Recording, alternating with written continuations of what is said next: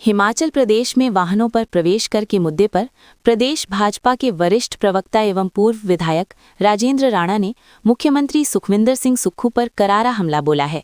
राजेंद्र राणा ने कहा कि प्रवेश कर में बढ़ोतरी से बाहरी राज्यों से हिमाचल में रोजमर्रा का सामान लाने वाले व्यापारियों पर भारी बोझ पड़ेगा, जिसका सीधा असर आम जनता पर होगा और प्रदेश में जरूरत का सामान और महंगा मिलेगा। राजेंद्र राणा ने कहा कि एक तरफ नरेंद्र मोदी द्वारा हिमाचल के लिए वित्तीय सहायता के रूप में 3,920 करोड़ रुपए जारी किए गए हैं, वहीं दूसरी तरफ हिमाचल सरकार पेट्रोल और डीजल पर 5 रुपए बढ़ाने और करों में वृद्धि कर जनता को निचोड़ने की नीति अपना रही है।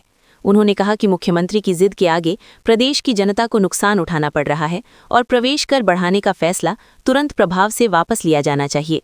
उन्होंने कहा कि ऐसे फैसलों से हिमाचल प्रदेश की छवि पहले ही खराब हो चुकी है और अब बची खुची कसर भी पूरी हो जाएगी।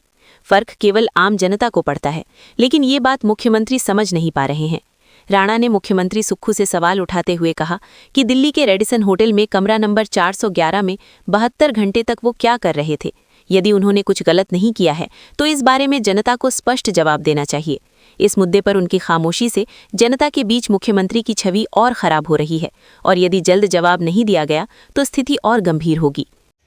हिमाचल प्रदेश की सरकार और प्रदेश के मुख्यमंत्री की जिद ने आज हिमाचल प्रदेश की जनता को परेशान करके रखा हुआ है और जिस तरीके से हिमाचल के जो बॉर्डर्स हैं उस पे एंट्री टैक्स जो है, जो कि पहले 70 रुपये होता था छोटी गाड़ियों का, उसको बढ़ाकर 170 रुपये कर दिया, यानी कि 140% से ज़्यादा बढ़ोतरी कर दी।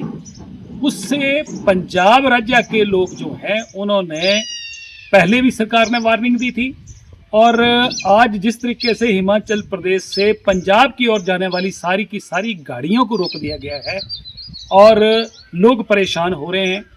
और अभी कैसा ऐसा कभी हुआ ही नहीं इतिहास में कि 10%, 15%, 20% तक बढ़ोतरी होती है। 142% बढ़ोतरी करने का क्या प्रश्न खड़ा होता है। और इसका विधानसभा के अंदर भी भारतीय जनता पार्टी ने विरोध किया कि ठीक है, आप 10 रुपये बढ़ाओ, 15 रुपये बढ़ाओ, 15 रुपये भी बढ़ाते हैं तो भी 20% इंक्रीज है। तो मुख्यमंत्री की जो जिद है उसने प्रदेश की जनता को पूरी तरह परेशान करके रखा है। आज पंजाब की ओर जाने वाले लोग सब परेशान हो रहे हैं, वहाँ पर एजिटेशन हो रहा है, गाड़ियाँ नहीं जाने दी जा रही हैं। मुझे लगता है कि सरकार को इस मामले में मुख्यमंत्री को तुरंत फैसला वापस लेना चाहिए और इसमें फैसले पर पुनर्विचार करना चाहिए। और वैसे भी प्रदेश का पूरी तरह इस सरकार ने और मुख्यमंत्री ने बेड़ा गर्क करके रखा हुआ है। प्रदेश में अभी पेट्रोल पे और डीजल पे 5 रुपये बढ़ाने के फिराक में केंद्र की सरकार, मोदी सरकार 10 रुपये कम कर रही है, क्योंकि आज जो ग्लोबल रेट बढ़ रहे हैं, जिस तरीके से युद्ध चला हुआ है, उससे जो रेट में इन्फ्लेशन हुआ है उसको कम करने के लिए, बैलेंस करने के लिए केंद्र सरकार ने 10 रुपये टैक्स जो है वो कम किया। परंतु आज देखो कि हिमाचल प्रदेश जो है, प्रदेश की सरकार जो है वो उसको 5 रुपये बढ़ा रही है और प्रदेश का हर व्यक्ति के ऊपर टैक्सों की मार जो है वो प्रदेश की जनता झेल रही है।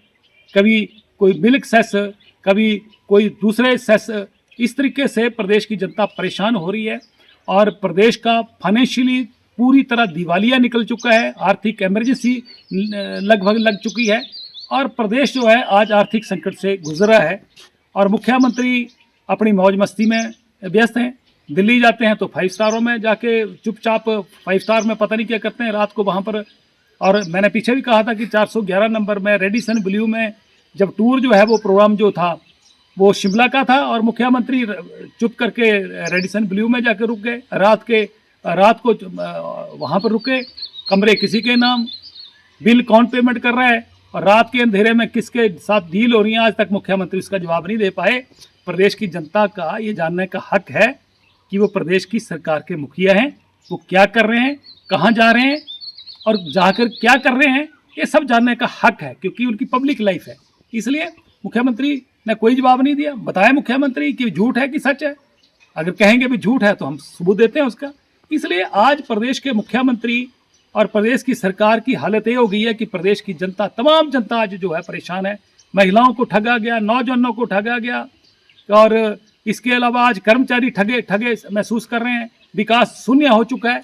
इसलिए प्रदेश की हालत ठीक नहीं है। प्रदेश की जनता सिर्फ इंतजार करिए, समय का इंतजार करिए, चिंता मत करें, लोग माकूल जवाब देने के लिए तैयार बैठे। Choosing a school isn't just about marks, it's about who you become. At Super Magnet School, learning isn't limited to books. With smart boards, interactive classes, and teachers who actually listen, we don't just study to score, we study to understand. Here, questions are encouraged, curiosity is respected, and confidence is built. Because education isn't complete without expressions. From cultural events to celebrations, we don't just participate, we shine. Sports, Clubs, competitions, leadership. At Super Magnet, talent is never ignored, it's discovered. more than toppers, we create responsible, confident, and kind individuals. Values, discipline, and teamwork. These aren't just lessons, these are habits here. Super Magnet School isn't just where you study. It's where you grow Join us and become your best version.